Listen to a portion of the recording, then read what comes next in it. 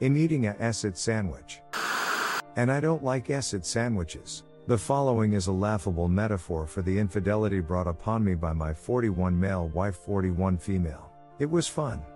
We were great partners, always friends, and never hostile. We were growing apart over the past couple of years. I didn't realize it. You didn't realize it.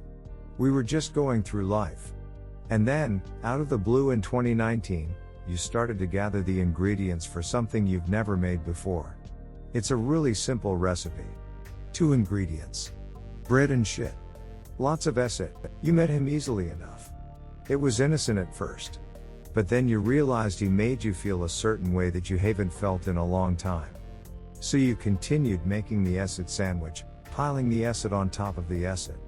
And then, you put the acid sandwich in the oven, because no one wants to serve a cold acid sandwich. You kept your little meal a secret until one day, I smelled the acid and asked you about it. You didn't eat it first, then slowly started to admit you might have bought some acid and bought some bread, but you didn't really mean to make an acid sandwich with it. It just happened. And yet you turned the oven on and baked that acid sandwich just enough so the bread was nice and crisp and the acid was warm yet moist. It was perfectly done for an acid sandwich. And then, I was faced with a decision. Do I walk away from the acid sandwich, like so many other sane people would do? Or, do I try to make it work? But in order to do that, I will have to eat the entire acid sandwich that you made for me. Every last bite. I thought the decision to stay or go would be the hardest part. Boy was I wrong. I decided to try and eat the acid sandwich. It's worse than I could have imagined. Every bite, every chew, is disgusting. The smell. The taste. The texture. It's taking everything I have not to stop. I cannot imagine why you would make me an acid sandwich. It's a form of culinary torture. And yes, I see you, watching me eat this acid sandwich. I know you feel horribly guilty. I know you feel like the worst person on earth. I know you would take it all back if you could, but you can't. And so, I continue to eat the acid sandwich that you made me. Will I finish? I'm not sure. If I puke or stop eating, we'll be done.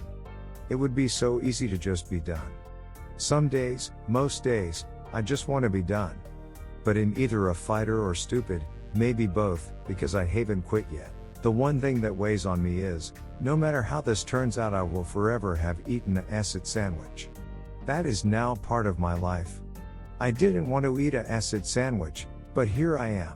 Story 2, the irony of reconciliation with a remorseful wayward. I find it ironic that many waywards began affairs because of the ego boost, the desire, the self-esteem from having someone blow smoke up their ass by telling them how great and wonderful they are. I can understand how that feels good and how people can become entranced by that. Everyone wants to be desired, appreciated, respected, loved, etc. But, the thing they were looking for in the affair, ego self-esteem boost, is now the one thing that many betrayeds, including me, will never be able to give fully again. I can't tell my WH how he is such a good man and am lucky to have him things his AP told him. I can't tell him I respect him and love him with all my heart. I can't brag about our marriage. I can't look at pictures of us and think I've got everything I ever wanted. The things he needs for his ego are things I can't give him because I don't believe them. I can respect his efforts to improve.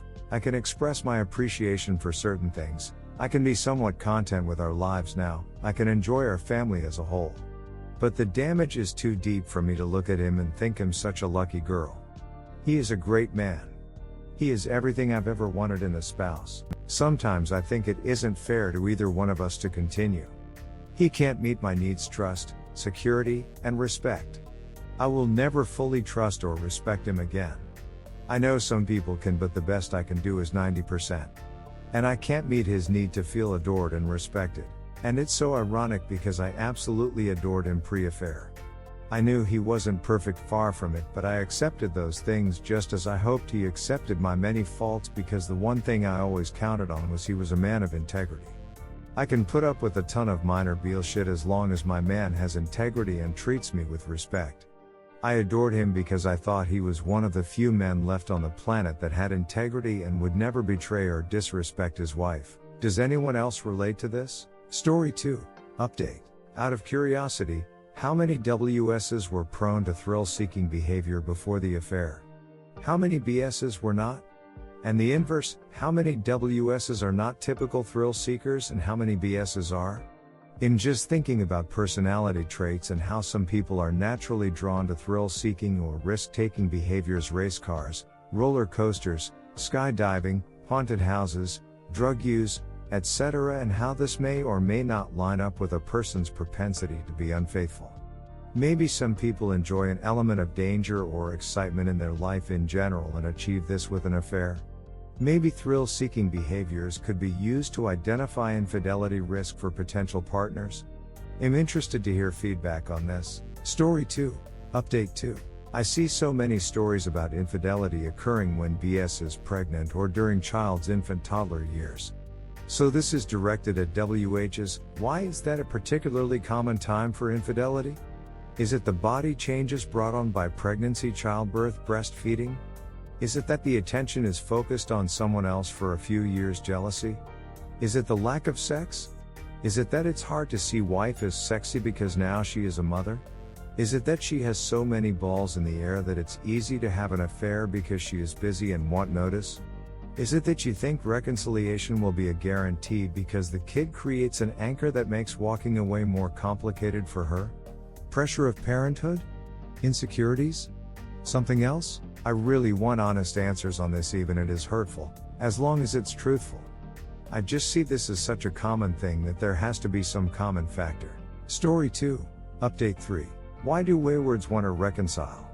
Is it to prove to yourself, to your partner, to anyone else that you actually are a good person capable of doing the right thing? Is it to ease the guilt? Is it to punish yourself? Other reasons? It's no secret that reconciliation is incredibly difficult, to put it mildly. The anger and rage from BS, the mood swings, the roller coaster of emotions, the guilt, the frustration, the loss of privacy, all of it. The BS loses the sense of specialness in the relationship and rarely looks at the WS the same way again. Why would a WS want to reconcile when they have seen the other side? By the other side I mean the fun and excitement of new relationships. For an analogy, they'll use an example. Suppose a person is raised vegan. One day, they decide to eat some bacon offered by a coworker. The person tells themselves that trying it just once is fine, no one will find out, it's just a little taste. It is freaking delicious. The affair begins. Sure, it makes their stomach hurt a bit, guilt since their body isn't used to all the fat, salt, and nitrates lying, sneaking, etc., but it is so good it is worth it.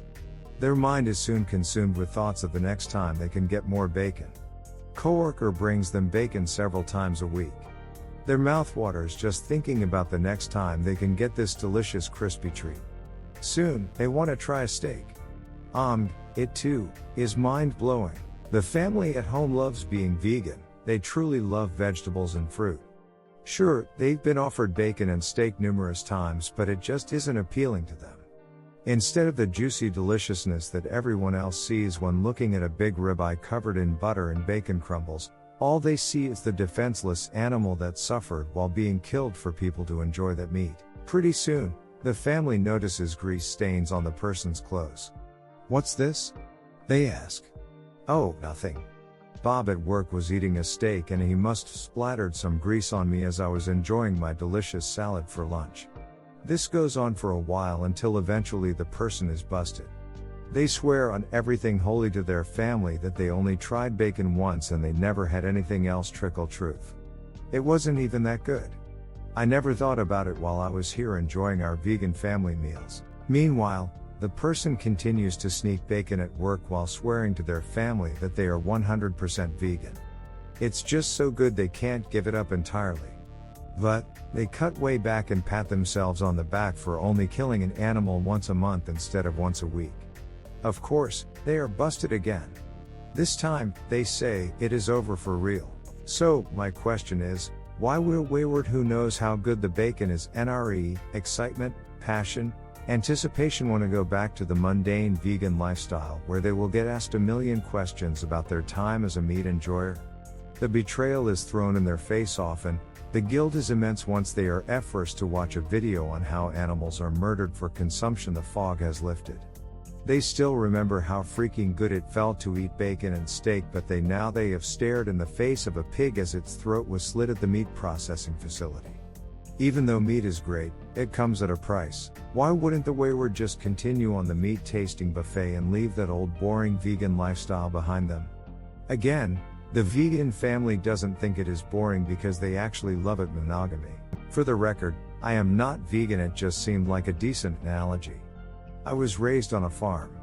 I guess I can understand compartmentalization in a way, because we could never eat meat from animals we raised. We would trade with the next farm over because somehow eating their animals was okay, but we couldn't eat the animals we had fed, watered, and doctored for years. When I go to the grocery store, I just put the meat in my cart and completely block out the furry animal that died for my enjoyment. I guess I'm better at compartmentalization than I thought. Story 2, Update 4. I see this bullshit everywhere. Nearly every book or article besides Chump Lady, God bless her, starts out by saying affairs happen due to unmet needs of the wayward partner.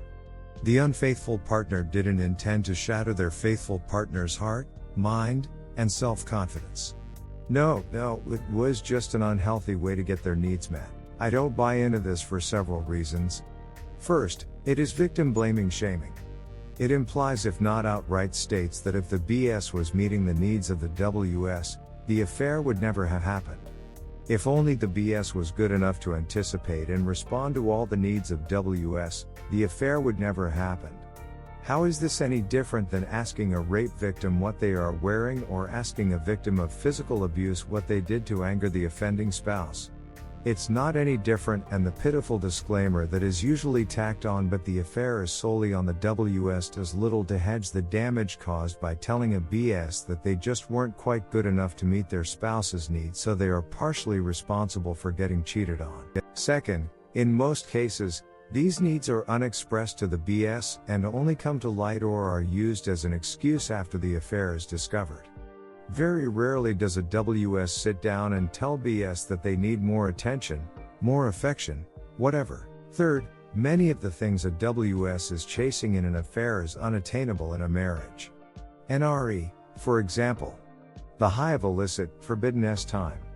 The newness, the anticipation, the thrill of S-time without complications, responsibilities, etc. These things are not possible in a long-term relationship simply due to biology.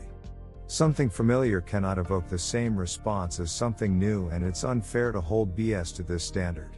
Sure, marriages can be spiced up in hundreds of ways, healthy ways, but how many WS actually try to recapture any of those feelings with BS once they had a crush on someone else? Finally, and most importantly, the fundamental needs of the BS are ignored and or purposefully violated due to an affair.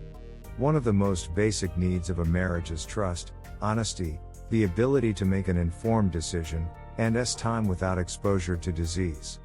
An affair violates the BS's need for trust and honesty and physical health. In a marriage, so the WS is saying their needs weren't being met, and in getting them met, they are intentionally not meeting the needs of BS, not to mention all the other needs of the BS that aren't met before, during, and after. It seems ridiculous for a WS to expect their need for attention, flirtation, and new S-time to trump the BS's need for safety. I am thankful to the WS on this sub that don't use their unmet needs as a reason for the affair. The truly remorseful WSs on here own the fact that it was a series of selfish choices to give them internal validation and had nothing to do with needs but everything to do with wants. Are there any examples of unmet needs that I've not considered a WS has that could possibly make me understand how this concept is so widespread? Again, an unmet need that the BS is capable of providing. I see the term unmet needs all the time, but I rarely ever see a definition or examples of what these unmet needs are. Story 2, Update 5. I'm not referring to revenge affairs. I've read a couple posts or comments about people who were once the BS, the relationship ended, and then they were the WS in a subsequent relationship.